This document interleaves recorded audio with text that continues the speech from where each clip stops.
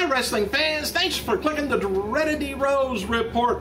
TNA President Dixie Carter, she's conducting a survey regarding the location for next year's Lockdown pay-per-view event. She tweeted doing site surveys now for a location for Lockdown 2012. Where do you want to see it take place at? Let her know.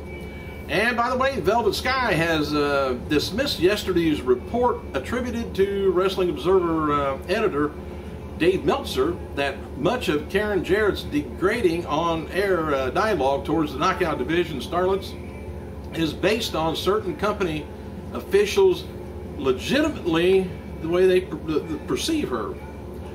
She tweeted in response to the fans, she says, "LOL, that rumor is so far from the truth. I don't believe anything you read or hear.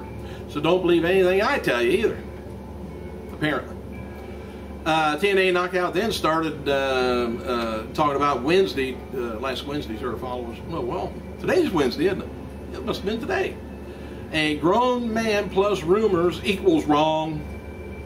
Epic failed. Try again. Thanks for playing. Try reporting something that's true. Must be a slow week. So let's go on.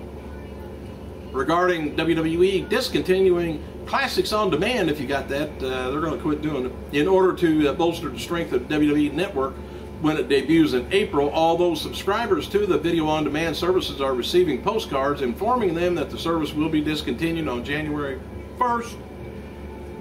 Some cable operators, though, are telling customers,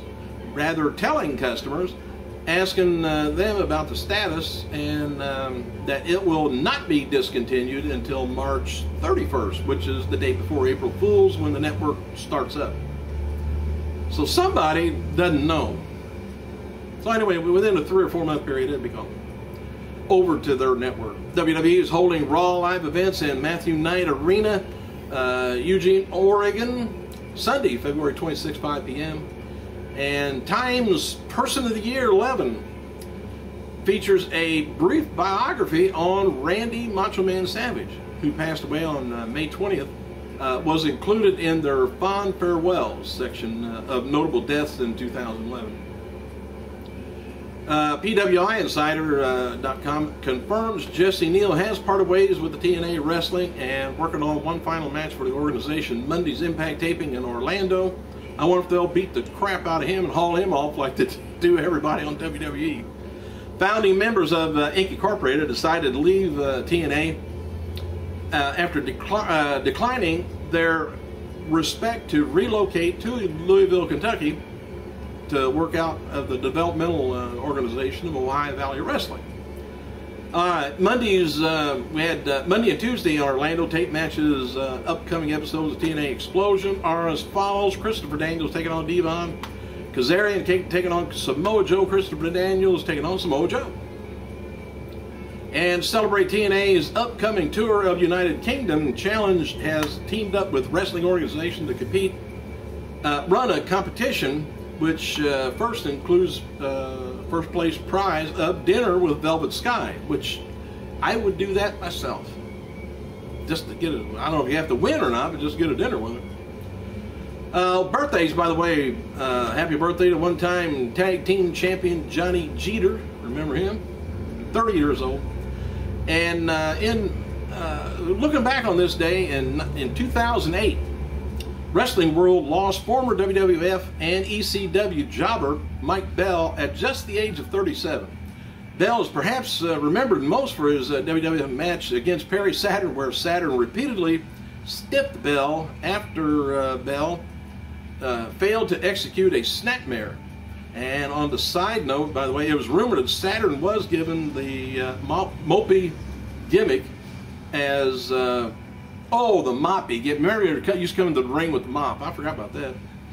Moppy gimmick as a punishment for his actions. Anyway, Bell was found dead in a rehab center in California after suffering from an undisclosed drug addiction leading up to his death. Bell's struggle with addiction was featured in the documentary Bigger, Stronger, Faster. If you haven't seen that documentary, please see it. Very, very interesting. This was all made, before his death. And his brothers are all in it. It's a good movie. As noted before, this week's Slammy Awards did a 2.84 cable rating over the 3-hour period and a 2.98 rating in the normal 2 hours. About the same as previous week, which was like 2.97. Anyway, this week's Raw, though, averaged about 4.11 million viewers over the 3 hours.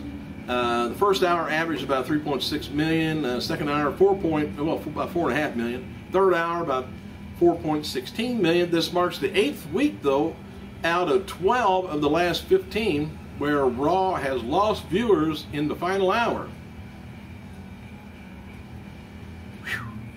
I don't know what's going on with the main events, but people said hell with it. Yeah, why don't you put your opinion? Why is Raw losing their viewers towards the end of the show? Is it always the same main event, same people in the main event? You just turn it off, hell with it. Alright, WWF and WWE Hall of Famer Tony Atlas is going to be appearing at Pro Wrestling Hall of Fame in Amsterdam, New York, January 14th, 1 to 3 p.m. Jim Ross stated on his Twitter that he assumes Amy Dumas or Lita appearance on Raw Super Show was just a one-time appearance, and she's opening for doing more, though. But he also added details about her arrest Friday. He said her recent traffic arrest was speeding, he noted. He said license wasn't suspended, it was a computer glitch. Never heard of it. AugustaCrime.com lists Dumas as waiting trial on charges of speeding and with the excess of the maximum limit and driving with a suspended license, and she was released on a $2,200 bond, and court date has not been listed. I still say that's an awful lot for what she did. $2,200 bond. AJ stated on Twitter that WWE developmental wrestler Naomi was traveling with her to WWE shows this week, and we're so happy. The theme song for that's being used on new promos for the WWE Network is Cinema, and it's by Benny Benassi and featuring Gary Go.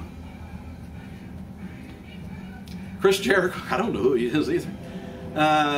Chris Jericho responded to Twitter reports of the return feud with WWE champion CM Punk and called them bogus, weak journalism. WWE Games, by the way, noted on Twitter that according to their data, CM Punk is #1 most played superstar of the WWE 12 video game. WWE is expected to quietly do away with the Classics on Demand, which they haven't made it too quiet yet. Not to make a formal announcement of it, but most of the content, such as the Legends Roundtable, is going to be moved over to the network in 2012.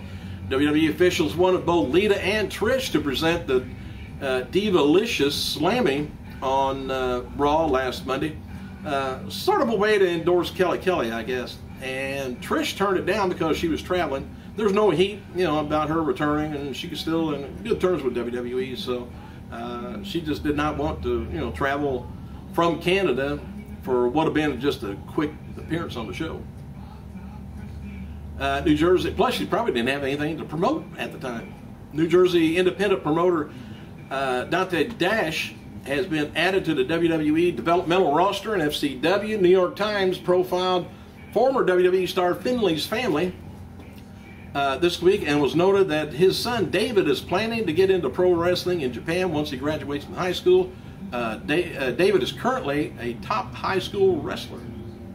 Word going around amongst independent wrestling promoters that John Morrison is asking $5,000 to make an appearance. Morrison's been approached by some of the top indie promoters with good offers, but he's asking $5,000.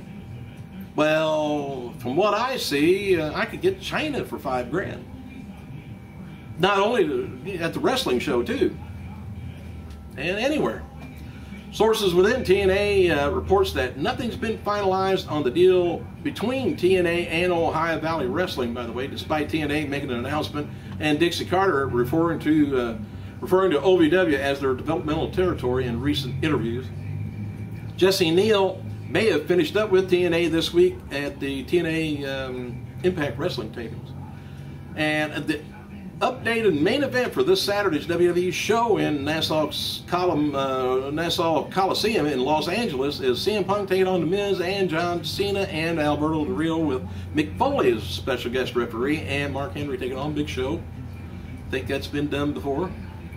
Dark main event after last night's WWE SmackDown taping in Raleigh, North Carolina, was Heath Slater, Cody Rhodes, Wade Barrett beat down Randy Orton until the Big Show made the save. Orton put Slater in through the table at the end of the show.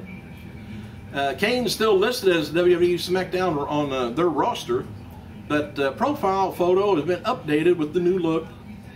Fatal four-way match with CM Punk, Miz, Del Rio, and Cena has been advertised December 28th, also in Pittsburgh. Lawler's also being advertised. Maybe he's going to be a special guest referee on that. Just spread it around, son. Dusty Rhodes noted on his Twitter this week that regarding Slammy, he says, "You would think the WWE would host the Slammies. Oh, I guess Mick needed to sell another book. I'm down with that." I never know what these people are talking about on Twitter. They do, I guess. Monday's WWE Raw was rewritten several times throughout the day, and at one point Triple H wasn't even scheduled to appear. Hunico taking on Trent Beretta, Drew McIntyre taking on Justin Gabriel was taped at last night's North Carolina show. 4 superstars. A match taped for NXT is Beretta and Tatsu taking on Hawkins and Tyler Rex, plus JDG taking on Jey Uso. Evan Bourne beat Tyson Kidd in a dark match before the night's taping. What else have I got here? Former WWE Maria Kanellis is advertised to face off against Tara when she returns to the Squared Circle February 25th. New York City-based promotion, Family Wrestling Entertainment. Kanellis tweeted, "I'm so excited. I've always admired Tara, and she taught me so much. Now I'm going to kick the shit out of her." Oh, I said that. What else have we got here? Oh, Wrestling Observer reports that much of Karen Jarrett's demeaning on-air dialogue designated at Velvet Sky as a promiscuous woman is based on how certain TNA officials legitimately perceive the Knockout division as the star. So that's what started the whole bullshit. All right. In front of members of the U.S. military, Lillian Garcia performed a powerful rendition of the national anthem at Fort Bragg. Footage of SmackDown Diva performance at Tribute to the Troops is available there online. And WWE is going to be holding a live Raw event at Staples Center in Los Angeles, California, February 24th, 7:30. What else have I got here? PWI, well, I was talking about the in-demand. Hey, I might be done. Thanks for clicking, you guys. I gotta go.